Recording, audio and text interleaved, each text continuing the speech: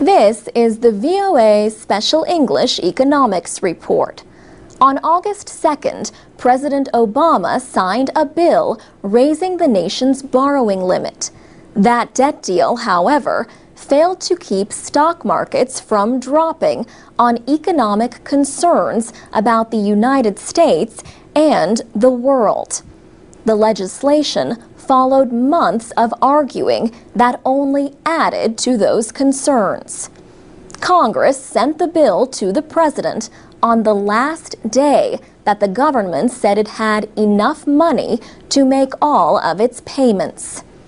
The Budget Control Act of 2011 lets the government seek financing to pay its bills until 2013. Congress agreed to lift the debt ceiling by over $2 trillion, but also to make spending cuts. President Obama said this compromise guarantees more than $2 trillion in deficit reduction. It's an important first step to ensuring that as a nation we live within our means. Yet it also allows us to keep making key investments in things like education and research that lead to new jobs, and assures that we're not cutting too abruptly while the economy is still fragile. Richard Gordon formerly worked with the International Monetary Fund. He says there is a risk in cutting the federal budget too much when unemployment is high. If the federal government does not put money into the economy will stall, and that will result in another recession, and that cannot help anybody. The national debt is more than $14 trillion. At the end of last year, private investors in the United States held the largest share, 36% of that government debt.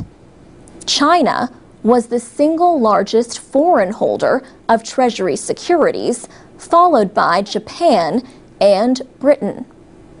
The Budget Control Act calls for almost $1 trillion in spending cuts over 10 years.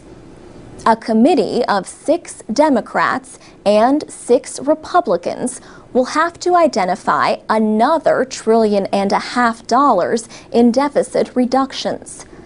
Congress has to get proposals by November 23rd and vote within a month. What happens if the committee cannot agree? Then an enforcement measure known as a trigger would go into effect. It would cut money from domestic and defense programs, but not in popular social programs for retirees and the poor. The budget deal contained no tax increases, but that issue has not gone away. Richard Gordon, now a law professor at Case Western University in Ohio, says the deal leaves a big question. What is going to be the economic policy of the federal government in the next 2 years? For VOA Special English, I'm Alex Villarreal.